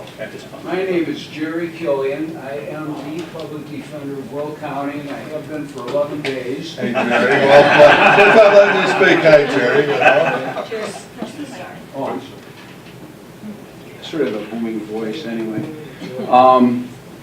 As you know, we are in the Bays building on the second floor. The whole office was there about a year ago. We ran out of space. We had to move our investigation unit down to the first floor. And I think there's about 9 people in the investigation unit. They're on the first floor now. And an opportunity has come up. Space has become available on the second floor. There are 3 offices that have been, somebody left an entity, it wasn't a government entity, and there are 3 offices that are on the second floor contiguous to our space. And these are the only 3 spaces that are available on the entire second floor. We are going to be in our space for at least another 4 years. And we are asking the county board to allow us to rent these spaces. These 3 office spaces are approximately a total of 700 square feet. And Mr. Bays is asking for $750 a month, which would be $9,000 a year. And we think the county or the public defender's office is going to keep growing. And we will need this space quickly, probably, but certainly within the next 4 years. So we're asking for... I think it's probably a good idea. Reagan, you want to make any comments to Capitol? Sure, no, I mean, I'm pretty familiar with the space over there. I know we are looking at, and we're still in negotiations with our architect, but, you know, we've had some discussion. I know Mr. Wilhelmy has brought this up, and we've had some discussions in creating space for you at the new courthouse, which hopefully that, you know, you'll have space sooner than 4 years, but again, like 3 at least. yeah, hopefully. But I know that, you know, there is a need over there. Okay. There is. I mean, you know, I'm familiar with it, so. I just want to say, how long is this lease for? I think there's an additional 4 years on the lease. They were talking about not doing a new lease, but an addendum to the existing Yeah, lease. we're just doing it, because I No, think we're that already- the lease was going to be up when we needed it to be up Yeah. to make the move. This will run concurrently with the current. They're eating 3 rooms for Okay. 700. All right, so Three rooms, approximately 700 square feet, $750 a month. For the additional 3 rooms, that's it. I'll entertain a motion to approve. Move. Second. Second, is there any other discussion? Did you have something else, Dan? I just wanted, is there an immediate need for the rooms? I mean, you've said that there will be. We don't need it tomorrow morning, but the way that the Public Defender's Office, State's Attorney's Office has been growing by leaps and bounds, it wouldn't be very long when we would need the space.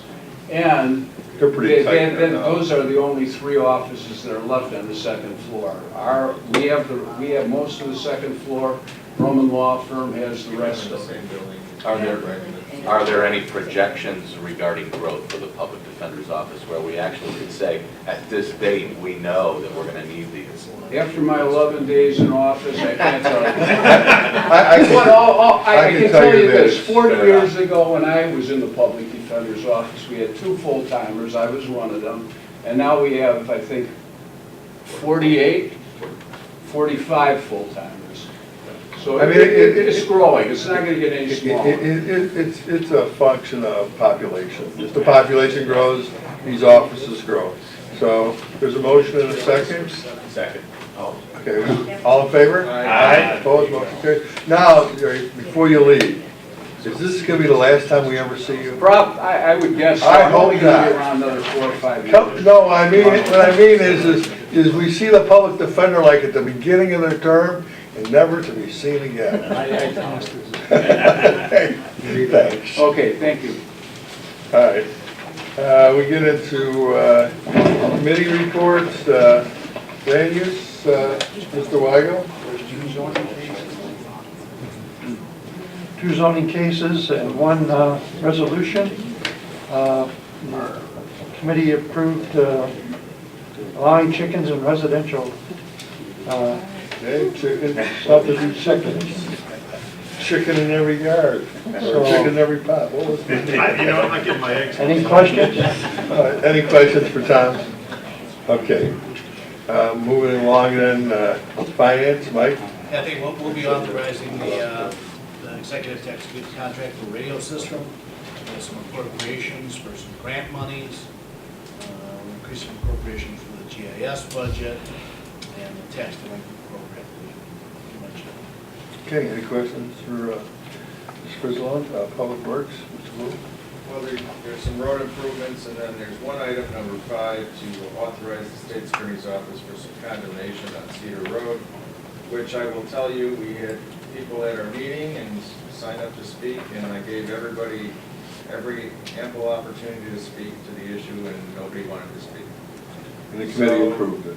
So the committee said move it forward, so I don't know whether there will be a meeting next Thursday, but I just want to draw your attention to that, and I gave everybody every opportunity, but nobody wanted to speak, so. You know, the issue with these things are always, do my neighbor, not me. I mean, it's like, well, move it to the other side. Take his property, don't take our property, or, so, I think it becomes,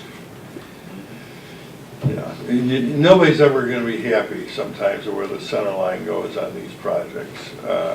Certainly we take, I think, and I believe this has been engineered already, I think we've already kind of put that out there, but you're right, Don, you gave them an opportunity, the committee approved it. And like I say, you may have people sign up next Thursday as well, so you can just go to the floor, I guess. Yeah, so, Judy? Yeah, I just wanted to say, as far as condemnation goes, nobody ever likes it, of course, and everybody always wants it to be on the other side of the street, I get that. I deal with it out in my district all the time because of the different projects that are going on. But my biggest issue is the people that get hired as the negotiating firm to do the condemnation sometimes are very ignorant, very nasty and everything to the people that they're trying to purchase the property from, okay? And so... Let me ask you this. Well, but here's the thing. Do you know if that's been the case for Will County? I don't know. I just want to make sure. You made some issues with the state, I understand that. Well, the state, but I don't know want to that... get splashed with the same... Who do we have for this? Who's hired for this project? Do we know? We have a What company? local law firm that handles it. Yeah. John? Our certified appraiser is Swanson and Brown, who we've used on many occasions. If we ever have any problems such as what you were talking about, Judy, please, I hope the public would let us know, because we have many certified appraisers through the state of Illinois that we can utilize. And if we're getting that kind of feedback from the individuals, we won't use them. We absolutely won't. Now we have the appraisers, but we also hired outside Certified, for negotiating. yes. Now, once They work in conjunction with the state's attorney's office. those are negotiators. The negotiators work with the state's attorney's office. That is correct, once it goes to condemnation. Now, as we do with everything, we try to make every opportunity to negotiate with the property owners and try to get to a fair settlement. But sometimes it's not possible. You It know, doesn't mean that we're stopping the negotiations. We continue the negotiations. Right. But this gives us the ability, if in fact we're not getting anywhere with the negotiations, that we have something, we can move forward with this. Right.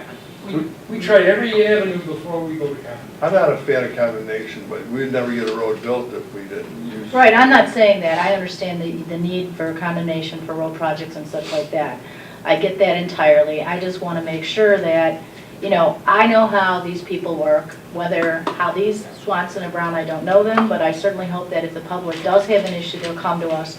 Because when you're a landowner and you're receiving a threatening letter that says, if you don't, you know, we're looking to purchase your property, if we don't have any information from you by this date, I think we need to be less threatening. That's just what I'm saying, You know what, less Judy? threatening. I want to make sure that that doesn't happen. I can tell you,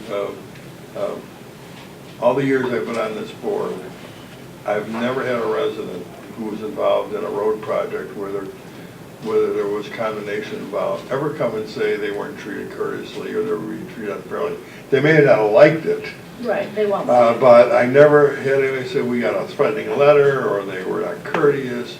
So I just don't think it applies to the county, but making sure it doesn't. Right, I just want to make sure that it Doesn't hurt. doesn't, because they can be a little bit pushy sometimes, the people that you hire, and I want to make sure that our residents are treated respectfully, period. I believe we've always treated them respectfully. I'm not aware of anything to the contrary.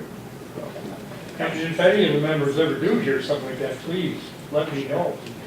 Mr. Brooks?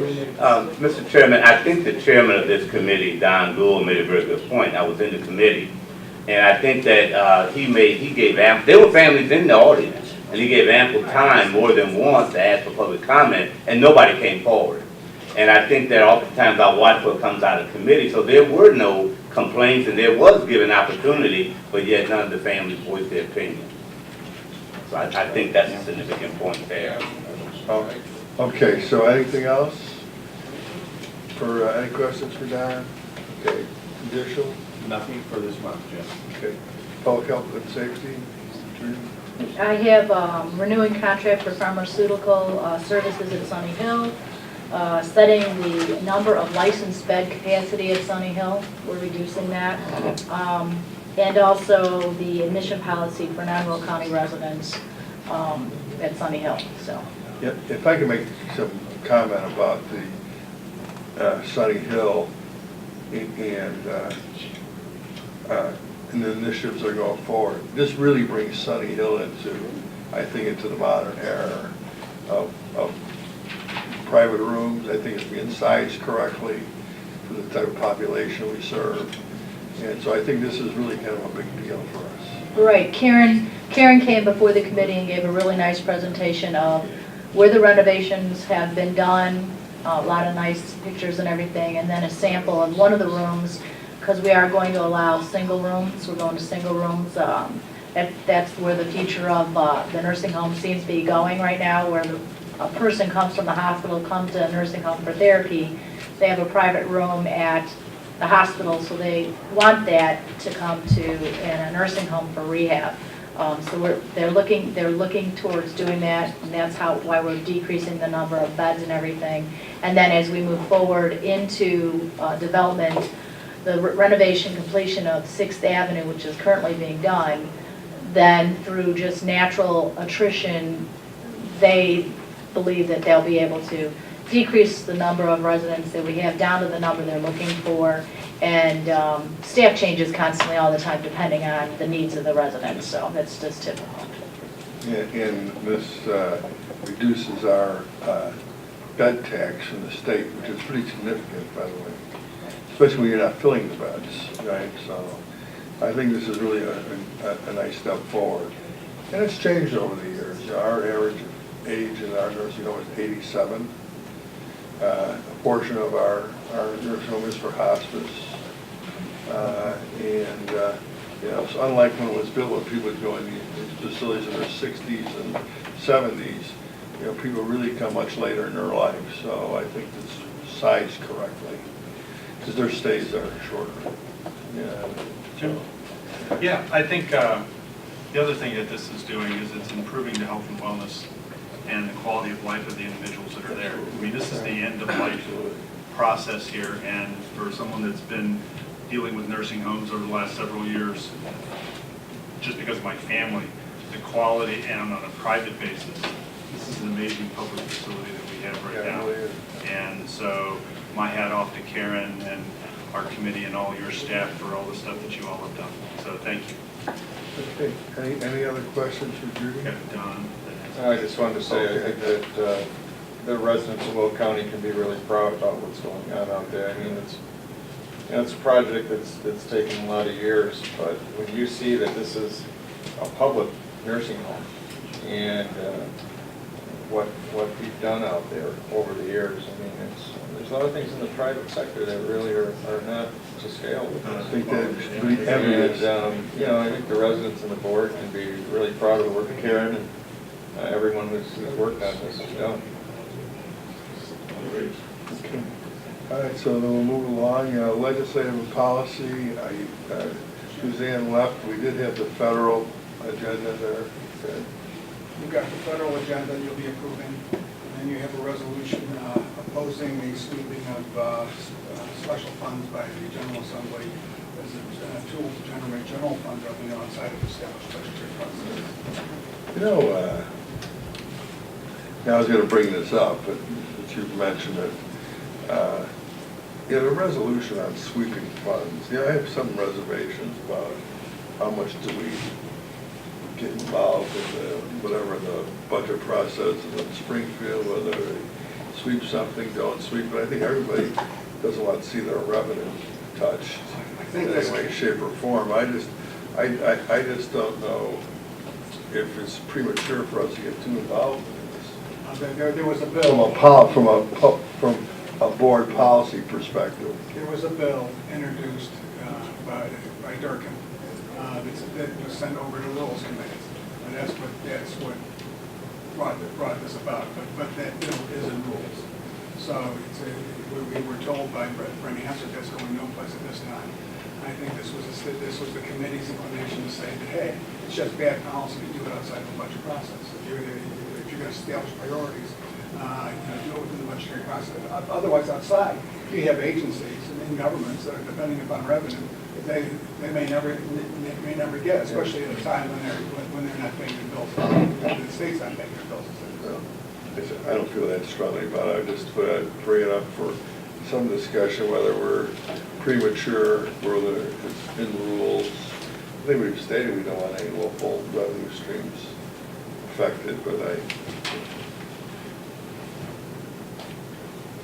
just want to continue to move forward. We can move forward. Nick, you have a thought? Just as a related note, though, whether it's sweeps or whatever, we had ETSB committee meetings yesterday, and our local Will County ETSB board is in excess of $1 million the state is holding on to. It dates back to August of last year. And the fear among folks in that community is that the more they hold, the more at some point they just go, we'll just take that. And I've heard some of the more sensible legislators talk about those type of big pots of money and say, well, you've got all that money, you don't need it, so we can just sweep it. Well, that's not true. We've been responsible, I think, on a lot of fronts in Will County, not just ETSB, but county government building up fund balances, and it's not there to just be swept. It's not for a vacation. It's for needed capital replacements or whatever, future capital projects. And I think that's in the ETSB community, that's a real concern, is that money's being held so it can be swept at some point. So. Well, this was passed on the legislative committee. I'm not here to reverse what they did, so I'm just making out. I just don't know if we're premature on some of these things, that's all. It would be a good conversation in each one of our offices to see what each office wants to do. And that was the same. Yes. That was the same. What was your concern? That the dollars were going to be swept, so I think that's why it got brought up in that comment. Because of all the dollars that are being pulled and that are sitting there and the bills that are piling up for all the local governments. I think that was something. You really want to make. But then the question is, what impact do we have on that policy? Well, you need to bring out And the legislators. That's it, and. Personally. Yeah. All right, but anyway, okay. Any other questions on legislative? Any questions on that federal agenda? It's either our initiatives or we do have some of the NACO initiatives as part of our federal agenda. Support for the Willis University's application for a control tower. Yeah, it's been added. It's being added. Yeah, it's being added. Okay, capital improvements. Terry, I will let you speak, but anyway. Ready?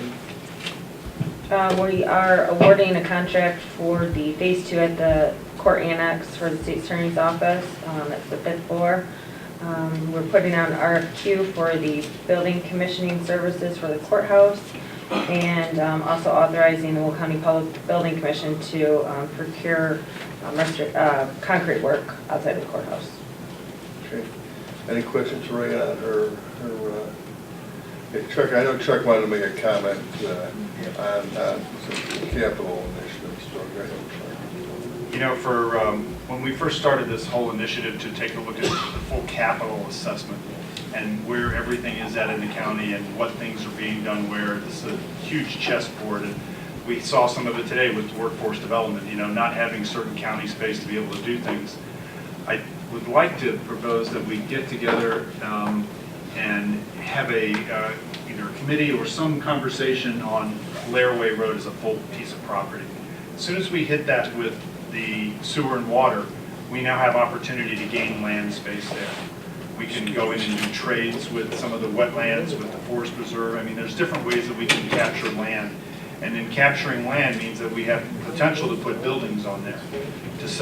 And we have a ton of different as we go in and build the sheriff's, we're gonna have storage issues, we're gonna have just all kind of different things. So I'd like to have us put together a small committee or part of the capital, whatever, but to get that in, that we actually review and revisit the Laraway land holdings that we have and where we're at today and where we want to go with this in the future. Let me see, you know, when we do, DLR did do a very rough overall land use plan for the Laraway site. I do think, and that's basically where the placement of buildings would be, potentially. And I'm not so sure that we're not going to make that part of the Leopardo and DLR. I think we should probably review that so we make sure we're putting the first building in the right place, right? So I always have thought we would have kind of maybe finalized a overall land use plan for Laraway. Certainly I'd say DLR did a little of that work. So we probably should, and I would think here again, is DLR and Leopardo look on where the sheriff's league, where it's going to be located and so forth. I would think that'd be part of the overall process. If not, we probably should include it. It is, okay. So I think we are going to address that, Chuck, in this first phase. How soon are we planning? So the question is then. Let me just finish this. And you got David.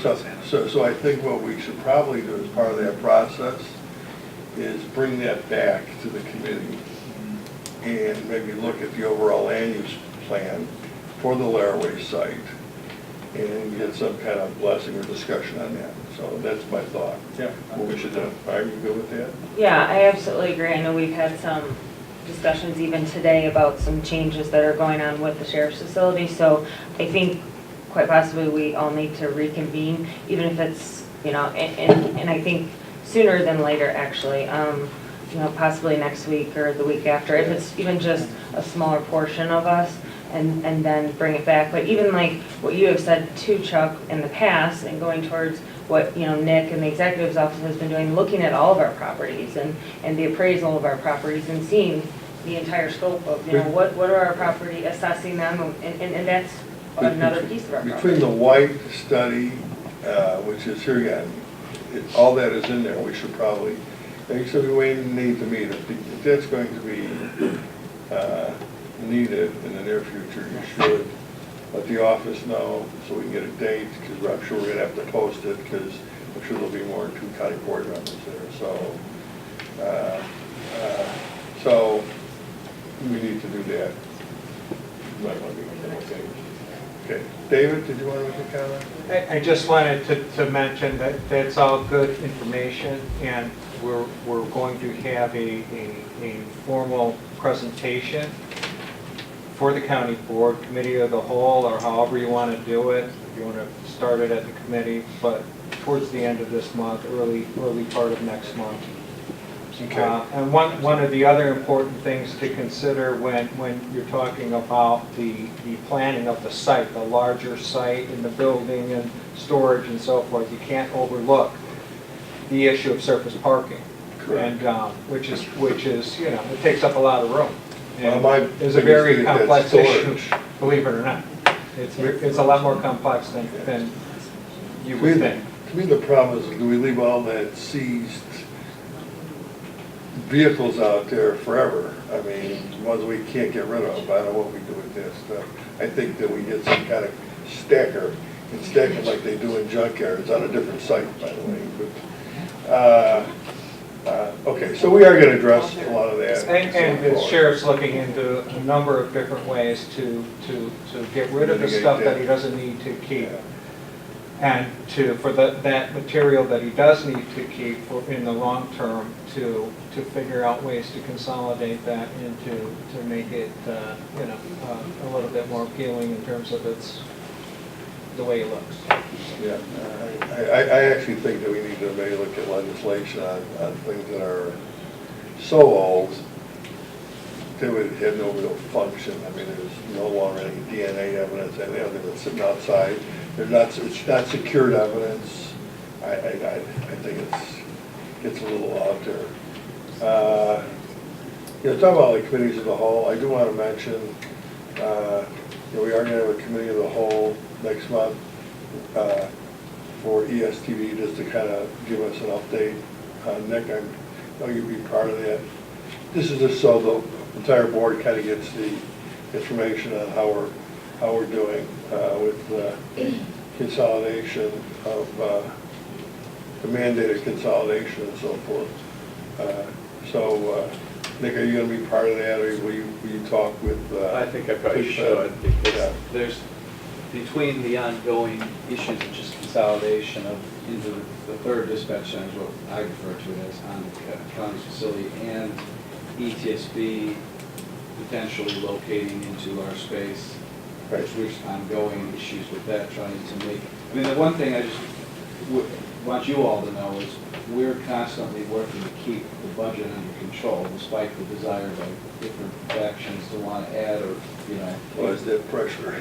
So, and the more people that are, Dave is keeping his sanity, because the more people involved in this, the more difficult it is to try to get to that final plan. So we're meeting with some of those folks again today. But it's. So it'll be like 4 weeks from today, actually, it'll be after the. And who would you like from? You know what, I think with every, like I say, it's informational. There may be board members want some questions, but I think that I get a lot of board members asking. We might want to invite the dispatch centers that are participating, just so they can offer if they have any comments. Anybody you think that should be included, just kind of let the office know. You've been more involved with that. I know Suzanne's been a little involved with that also, because you both sit on that board. Whatever you think, just kind of let us know, so I can have an expectation of how long I think it's going to be. The second Thursday in March is when we're going to do this. Yes, immediately following. Immediately following forces. And I would say that, you know, all in all, I'd like it to leave it out about a half hour, knowing that the questions will take longer than that. All right, so, all right? Yep. Okay, thanks. Okay, executive committee, any questions for me on any items on the executive committee? Okay, then we'll move on, public comment. Public comment.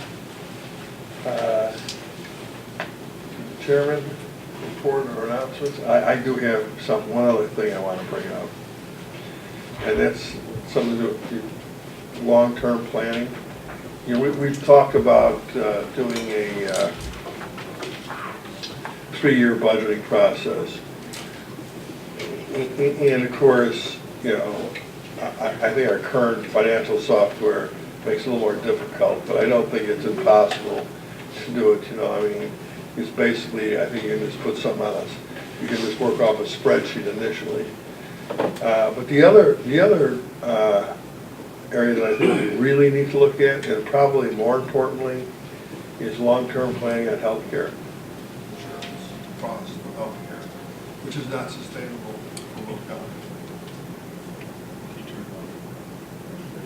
counties. You know, a number of years ago, matter of fact, at the very early part of my service on the county board, I did take on the task of revamping our health insurance program. And I might add that, you know, when I was completed, it's not because, you know, I was some kind of genius. It was just that it was that bad. We took a health care program back then that was costing the county $10 million, and we brought it down to $5 million and improved the benefits. We won't have that this time around because we've kept a pretty tight ship. But as part of that process then, we looked at how to contain cost and the growth. So we looked at, well, what do we have to do to get to like a 2% growth or a 3% growth per year? And we accomplished that. So, you know, we said, well, it's going to grow over the next, whatever it was, 7 years. It'll grow back to, our goal is that it would not exceed 10 million. We need to do a very similar process now. And of course, our employees or our union folks are part of that process because it really benefits them more than anything. The current rate, you'll have our health insurance doubling, our costs doubling about every 5 years. So we're 42 million today. 5 years from now, you're going to be 84 million. And 10 years from now, you'll be 160 million. It's certainly not sustainable because our revenue growth is not such that it can accommodate that. So we really need now to start looking and saying, what's it going to take to contain some of the growth, the costs, I should say. There's a whole different kinds of ways of doing it. You know, in the past, the board worked with a independent consultant who I thought was pretty helpful as far as his view on the real world, and so I did, which was Scott McKibben. I would probably like to talk to Scott again, but we do have others that would help, of course. So I'd like to start that process. This committee is the personnel committee, it is the insurance and personnel committee. So all that falls on this committee. You know, we could have a presentation, it's kind of a macro meeting, then if you want to carve out a smaller committee to review this. But it's absolutely something that's necessary. You know, it's probably not something I'm going to have to face as a board member, but some of you will. And it's extremely important for our employees also. Mike? Well, I think you will have to fix it, Jim, because we got contracts that will be coming up, and if we don't look at that. Oh, I'll face it, Right, but I'm not going to face the real dilemma. Not the real dilemma. 180. But We do contracts that are 4 Yeah. years out, so we need to look at that now. For I agree. example, I'll give you an example of last time. It wasn't a popular position. I got a lot of threats, you know. Usually when people talk to me, they're threatening for some reason, you know. But it was on the retiree side.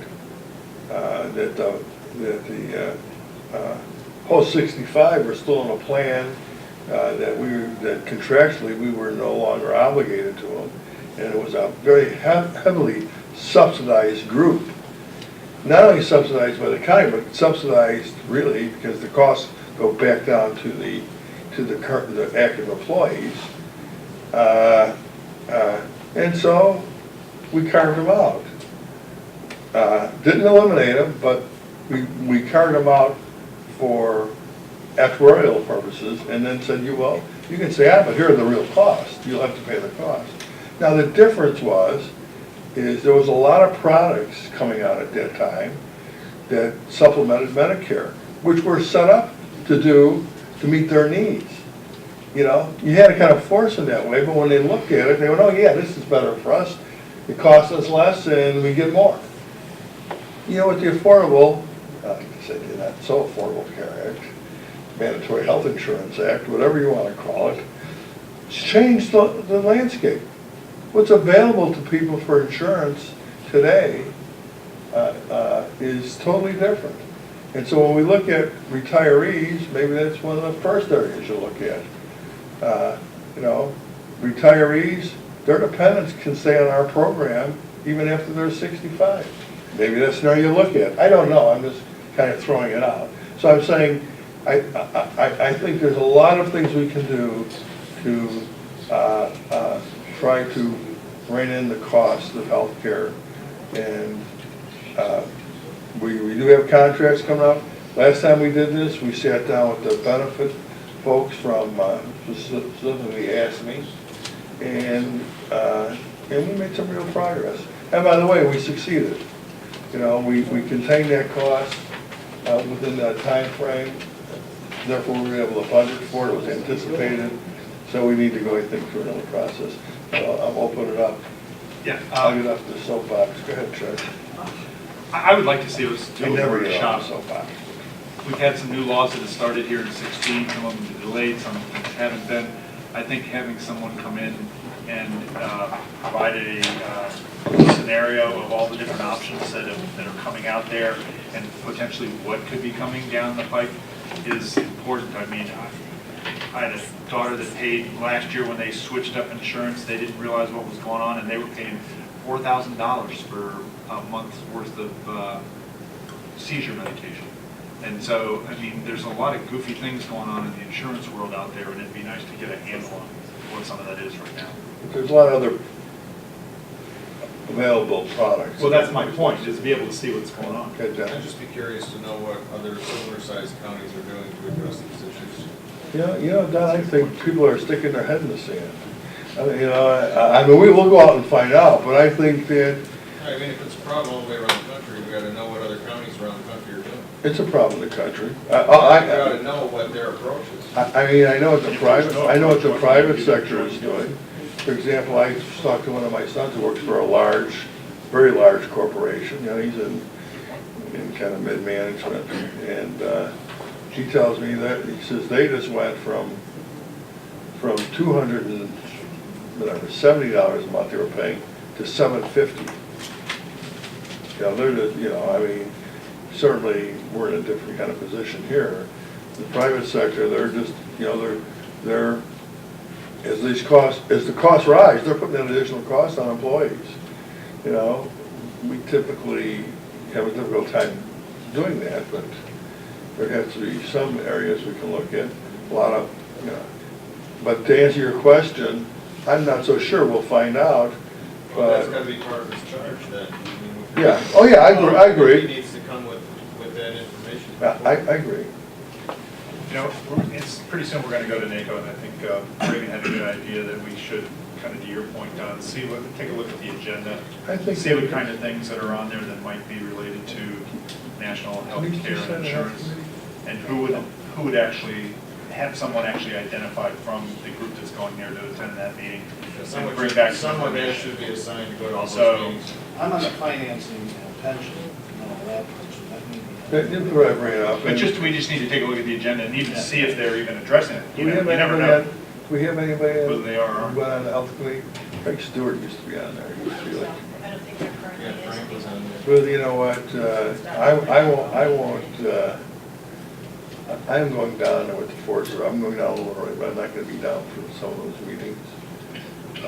I could get involved in that. Could someone who's going down, see if they can hit it? I'm gonna go. That certainly will be something I would downstairs. Yeah, take a At look at least it. one to two of us need to be in one of the, take a look at those I'll meetings. listen, I'll look at it. We But might yeah, even yeah, have some I'll- concern. yeah, Okay.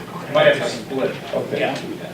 But I do think it's a real issue, and I think that we can't wait to have some. But that's not something that we have to go down earlier for NACO. During the NACO conference. Yeah. Right. Anyways, we'll, No, not that one. I'm talking about July. but we can also get on the, we can get on the. Agendas for all. We can get on the, we can get on the internet. And, Oh, yeah. We can get on the website, we can communicate, we'll communicate with NACO. Okay. No, You just go on, look at the health committee, and then we'll see what issues they have on there. Okay. Okay. Make sure it's not gonna interfere with, we'll find somebody to cover. The thing is you have to remember though that, NACO is basically, they're basically federal law, it's like our federal lobby. They deal with federal legislation. They don't necessarily get into the, the nuts and bolts of what you do locally and how you pay for things, so don't forget to look at legislation. But they're made up of folks from different communities around the country, and kind of to Don's point, it would be nice to see if they're doing anything. We'll ask the question. And if their head's not in the sand, if their head is in the sand, what we need to do to get people's heads out of the sand, to see if there is anything that we as a county organization need to do. Okay, now I'll entertain a motion to set the county board agenda as amended. Move, second, all in favor? Aye. Opposed, motion carries. Is there any other comments? I'll entertain a motion to adjourn. Move, second, all in favor? Aye. Opposed, motion carries. We're adjourned.